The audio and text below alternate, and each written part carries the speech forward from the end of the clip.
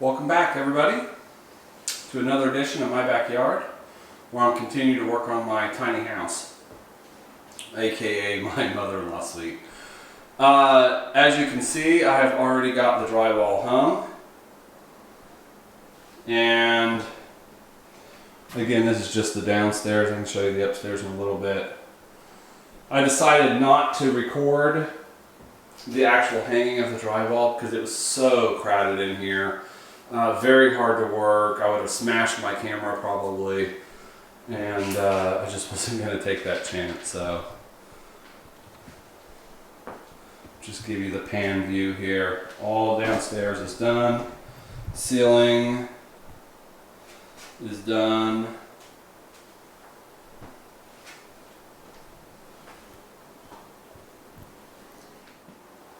Okay, so I just want to point out a couple things to you. This is the ceiling from a different angle I was at before, and that hole you see right there with the wires coming down, that's a 4-inch hole. And there's another one just past that right there. You can see the wood in it. And I have a screw into that to help hold the light up. And those two 4-inch holes are for some lights that are actually going to angle back towards this kitchen wall right here for the little kitchenette. You can see where the vent comes down for the hood vent, which will be a microwave hood. There'll be a hood vent there.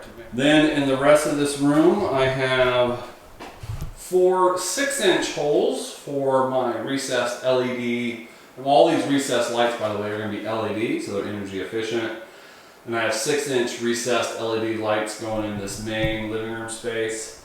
And then I have 2 6-inch LED lights for in the closet there, and then that's the light switch for the closet. You can also see the corner bead that I put up here for all of my corners, and I'm going to start mudding today. So that's the living room space. Now we're looking inside the bathroom by the washer dryer connections. You can see the dryer vent there. Washer dryer connections, power, all that good stuff. Drywall all around here. Rock board in the shower area. I've got a 6-inch hole put above the shower. That'll be an LED light also. There's a 4-inch hole up here above the washer dryer, and then there will be a vanity light right there above the sink. This was a fun little thing to drywall and put that corner bead trim on right here around the stairs, but I got that all drywalled up. I think that looks good. Fan also. So yeah, there's the downstairs. Let me show you the upstairs real quick, and then we're going to start mudding. So I am standing on the landing of the stairs between upstairs and downstairs. And this was kind of fun to get up in here, hang all this drywall. It's not going to be very fun to mud either, but I got all of that put on right in there. Some corner bead coming down, and then it goes right upstairs. You can see some of the patching did on that back wall. That big hole, that's what we had to cut out for the vent pipe for the plumbing. Alright, so you can see a little bit of patchwork around the light switches at the top of the stairs right there. Again, that was a 3 or 4 gang box with several switches in it. Some of them I didn't even know what they did. All of it needed replaced and rewired, so I had to cut around that to change it to a 2 gang box and to make all my connection adjustments I needed. And some of the wires had to be fed up into the ceiling, so I have a little bit of a patch job I had to do there. Some of it had to go down to the space below, so I have a little bit of a patch job there. Not a big deal. The outlet you see right here, or where there was an outlet right here, that was a dedicated outlet. I don't really know what it was for or why it was dedicated. I ended up eliminating that circuit and just taking that outlet out. I didn't need it. I have an outlet on the wall right there. Like 6 feet away, I've got another outlet right here. About 10 feet from there, past the AC unit, I got another outlet right here. Then I had 2 dedicated outlets, one right here, you can see that, and the one identical to it on the other side of the room, go under the window to the far wall, and there it is over there with all the torn paper and everything. That was a little tough to get out. So we just eliminated those circuits. They were each on dedicated circuits too. So that was 3 circuits we opened up in the breaker box by eliminating those 3 outlets. And again, I don't need them because if you look to the right of that, there's an outlet, and to the left of it, beside that chair, there's another outlet. There's actually 2 right there. So plenty of outlets in this room. The only outlet I added was this one right here on the wall going into the closet, which I'll show you in a second. And that's the only one I added. And then again, I noticed I do have another one to the left of the window, and you can't see it unless I move those boards right behind these boards right here. Got another outlet right here. So plenty of outlets upstairs here. Plus there's one in the closet too, because that wasn't originally a closet. So I'm okay with eliminating the circuits I did. Alright, I had to open up this wall right here, below that AC head or HVAC head, because I had to replace that unit and then needed to get into where the pipes are and everything. So you see the drywall above and below that removable plate. This just pops out, spring loaded, just like downstairs. And that way if they needed maintenance or anything, they can get access in here. I just added a piece of drywall above and below it. It slid up behind this unit, so I just got to mud this thing, make that look good down here too. And then put this access panel back on here. And then that's all good. Then, you look to the left, let the camera adjust here to the darkness. We have our closet. I do have a 6-inch hole up there for the closet. There's only one light in there, so that should be more than enough to illuminate it. And then you can see the closet space. There's that little recess that goes back to the right there, but that's all drywalled in. A little bit of light coming through right there. Not a whole lot, but again, I get mudded up, you won't see that. So when you're hanging drywall, you want to try to keep your joints as close as you can, but sometimes you get larger gaps like you see right here. I can actually get my fingers in there. Not a huge deal. I can pack that with mud. I could even put something else in there first and then mud against that if I wanted to. How good of a mudder are you? That's going to determine how bad of a thing this is. It is better to keep your joints tight if you can, but if you can't, when you can't always do it, it's not the end of the world. But if you look at, for example, the wall over here, all these joints are super tight together. So for the most part, I was able to keep the joints tight. It's just there's a few areas, like up in there, that there's just no way I could. I'd have to recut that piece. I wasn't going to do that. I had plenty of drywall, but I just wasn't going to recut it. You'll also notice here, let me back this camera up, that my doorway has exposed wood. That's because I'll put not a pocket door, but I'll put a door in here. The way the frame fits in here, it actually comes in 2 parts. You have the inside trim, outside trim, and it sandwiches together around this. Trim will stick back this way. It'll have finished trim on the inside too, where the door hits. So you won't see that wood or that edge. I don't even have to really mud this. These screw holes that you see, I don't know if you can see, there you go, right along here like this.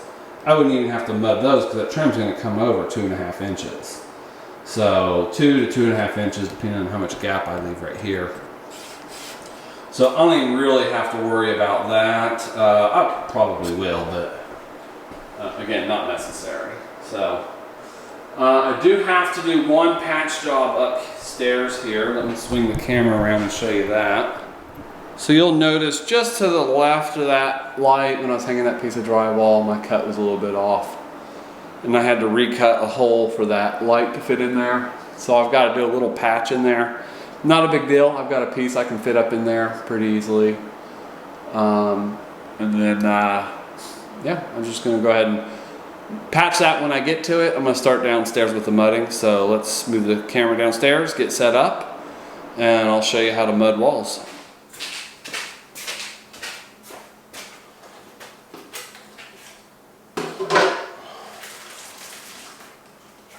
Alright, so we got our first bucket of mud here open.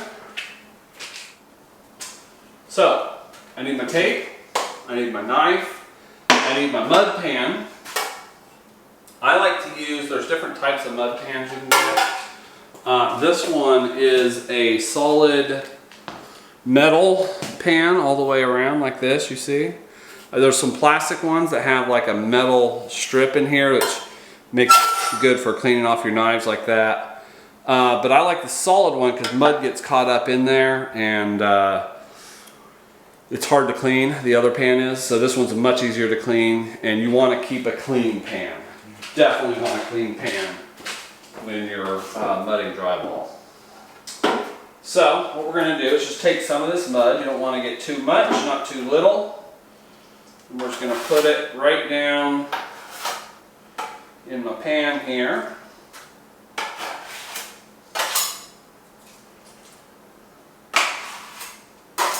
That's probably good to start. My next trip I'll probably do a little bit more, but I'm just kind of doing a demo here. So we're just going to start with this. Now, when you're working in an area, you're hanging drywall, not everything's perfect. I use screws instead of nails.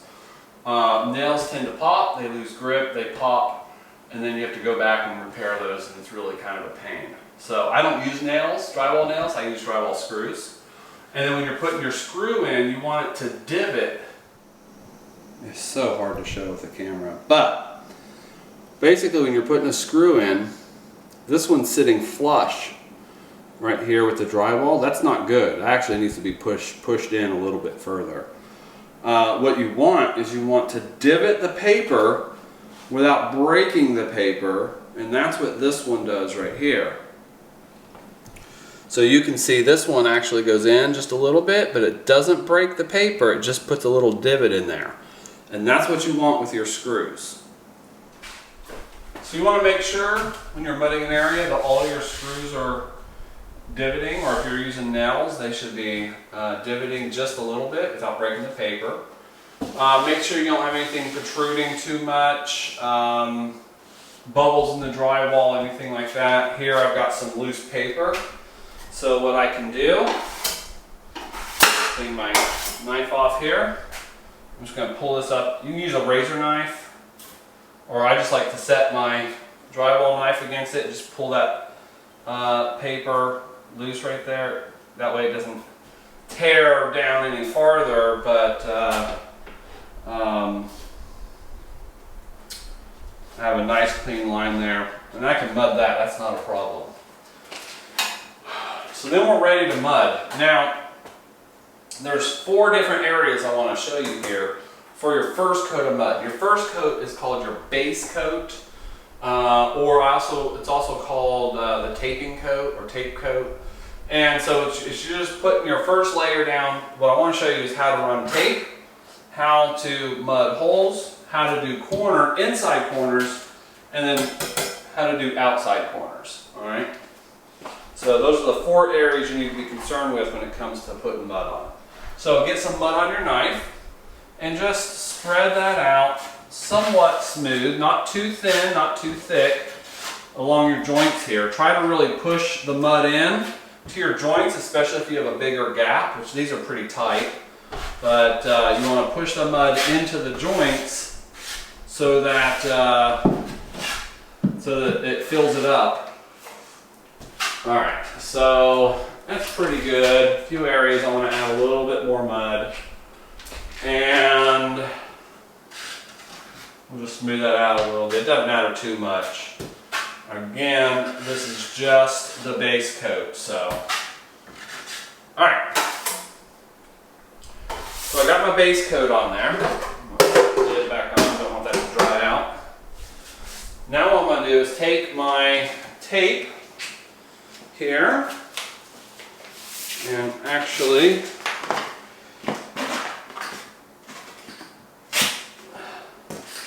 again, I just put my knife down on the tape, pull it up, and that way I get a fairly straight cut. I just wanted to cut this piece off because it had the labels on it here and here. I don't want those labels.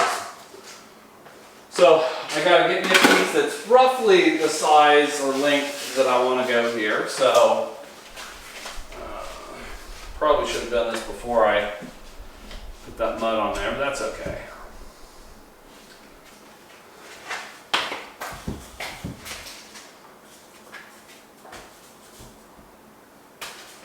So about here, maybe add just a little bit more on there.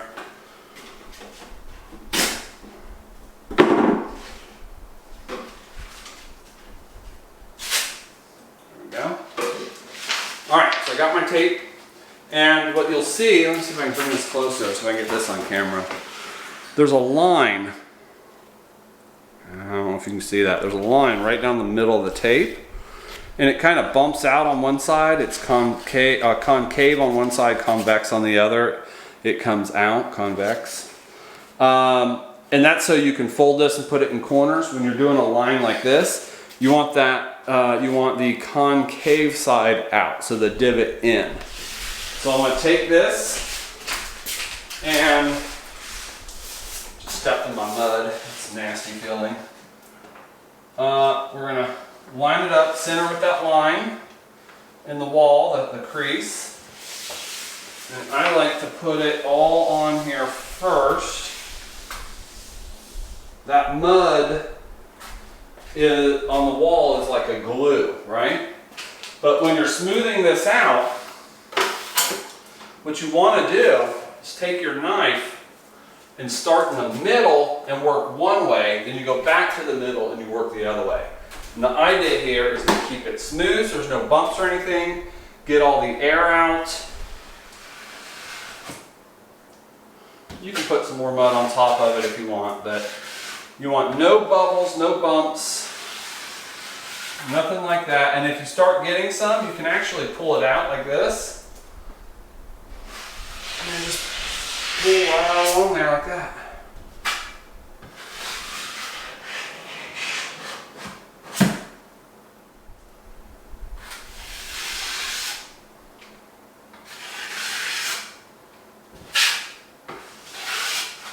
That's it. That's how you do tape on a wall like this. And I'll come back and tape this joint too. But next I want to show you the nail holes. Those are really easy. You don't even need a lot of mud. You just put your mud on like that. And then you go back real thick. And then you just come back over it even. And that covers your nail holes like that. That's it. Doesn't even use that much mud. See that little bit of mud I just did 7 holes. You probably do a couple more. I'm just gonna grab a little more mud. These are super easy. I've seen some mudders, they'll do their nails a lot closer together than I did. And then they'll just come down that whole line like that. But this is easier, less area to sand, less mud to use, and it's fine. Alright, so now let's do our corner. Corners are done just like, inside corners I should say, are done just like your other joints are done, except for we're going to bend the tape. So before we put the tape on, let's actually measure, this time let's measure our tape to the length I want it first.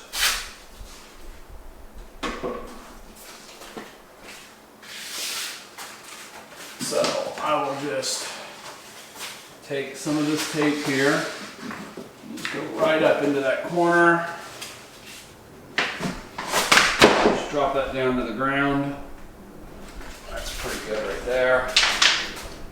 And again, take my knife and use it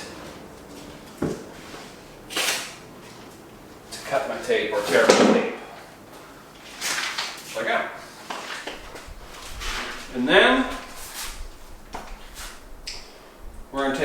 mud, you just push it up into that corner again, trying to fill that corner joint. Any holes or anything that exist in there, you want to fill those.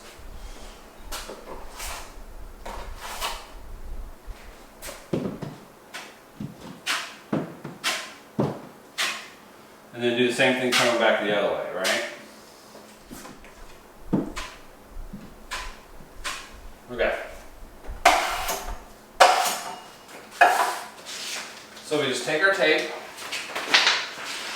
and where that crease is, you want to just fold it in half. It should fold pretty easily.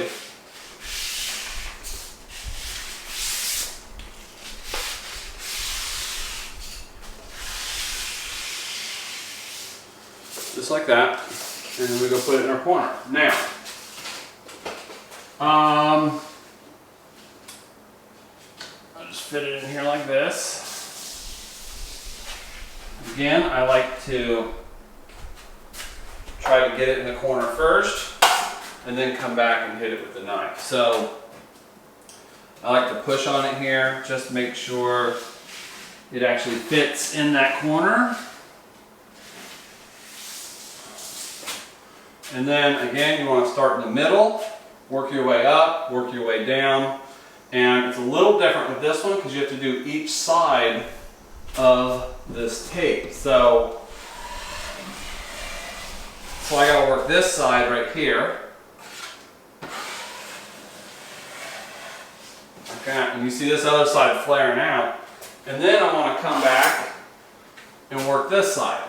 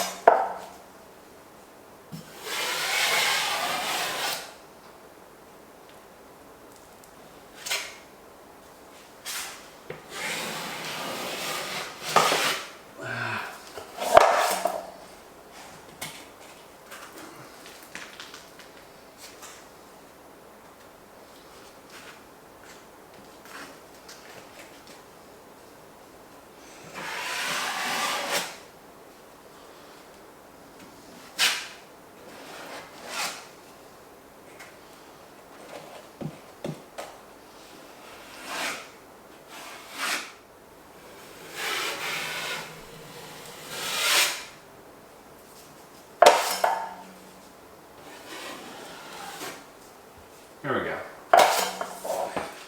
Alright, so this corner's done. I did run into a little bit of a problem when I was mudding this corner and I was coming down this side right here. The edge of my knife right here caught on the paper on the other side and caused it to kind of ripple a little. So I had to pull the tape out, re-smooth it back down, put a little extra mud on and smooth it, but it looks really good now. Again, it only goes up to here. I'm gonna come back and redo all this high stuff when I'm on the stilt. So that's all I needed to do for now. I can pull this back. I may have to redo some of this up here when I mud the top, but that's okay. So now I want to show you how to do the corner bead real quick.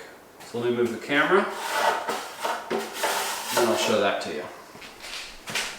So I only have a little bit of mud left here, so I'll just show you for the duration of the mud that I have. But these are the easiest, actually. I think. Basically, you put your mud on there. I like to put it on kind of thick.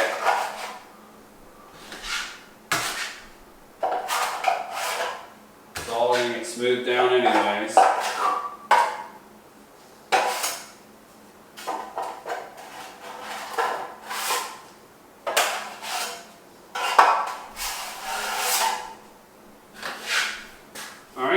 And then, make sure I got enough coated on here.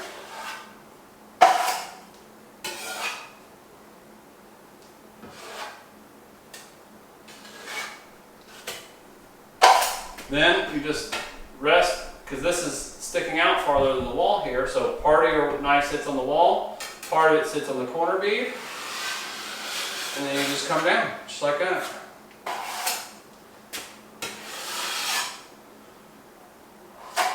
If you get some air pockets and air holes and things like that, you just put a little more mud on. Come back over it. Easy peasy. Well, my camera is about to die, so I'm just going to go ahead and get some mud put on the wall here. And I will come back with a fresh battery after I get this downstairs done and show you what I did. Welcome back, everybody. This is a new day. I went through my toolbox and dug out some of my old trowels just because I wanted to show you some of the different trowels that are available. I won't be using all of them, but let me show them to you. This is the 6-inch mudding knife I was using yesterday, and this is the pan I was using with the solid sides. Makes it easy to clean off your knife and then clean up at the end of the day as well.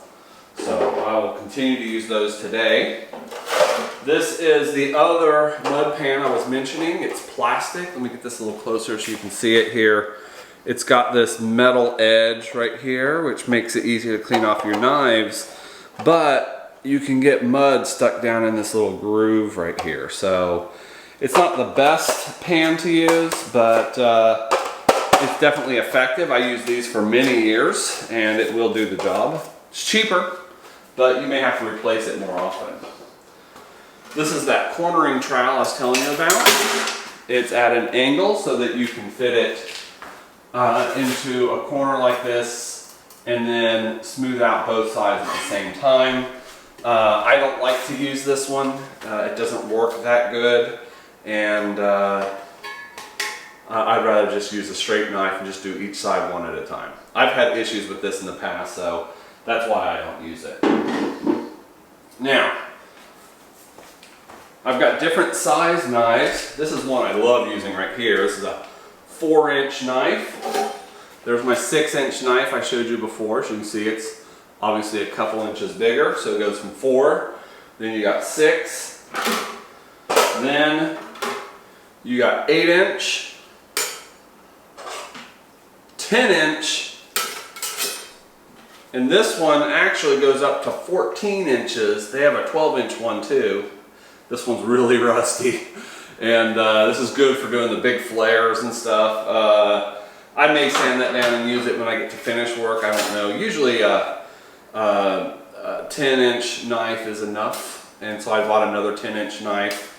I probably won't use my 8 or 14-inch, so I'm just going to use my 4, 6, and my 2 10-inch knives that I have. I've got 2 of these. So, anyways, just wanted to show those with you, show those to you, share that with you.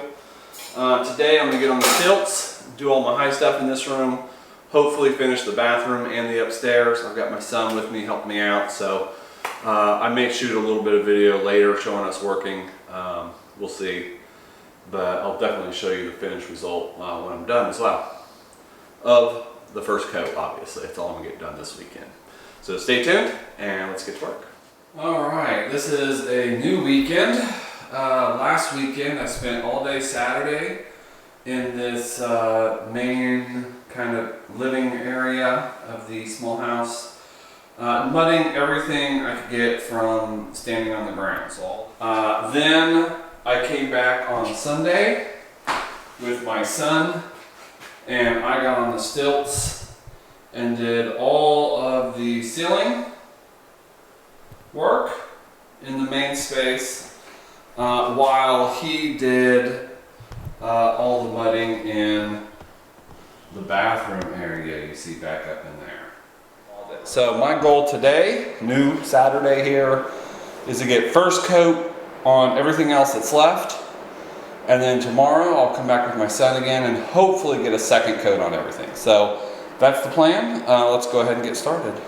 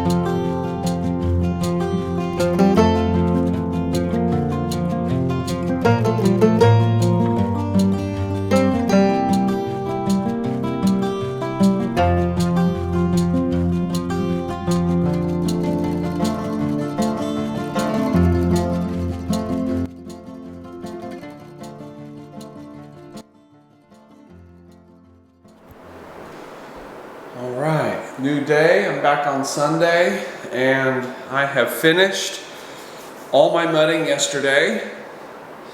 Tried to catch on the stilts, some stilt work, but I'm not sure how good it came out. The camera kept cutting out on me for some reason. But let me zoom into the closet here. You can see all the work done in there. And zoom out. We've got the up around the door. A lot of patching. See the white splotches all over the wall here. Did a lot of patching around here. That was particularly a bad one when I took out that old outlet box and just ripped the drywall to pieces. But I got that all mudded. It's coming in nicely. And same thing on the other side here. Did some patching, see the light coming in from the window behind me. Patching all along here in the ceiling. Mostly it was just ceiling work upstairs, so ceiling's all done. Now I'm gonna go downstairs and it's time to start blocking, which is just the second coat of mud. Fading things out, getting things a little bit smoother, and getting it ready for the finish coat. Building up the mud around the patched areas. It's called blocking. So probably not going to film it. I'll just bring the camera back on as soon as I have all that finished to show you the finished work.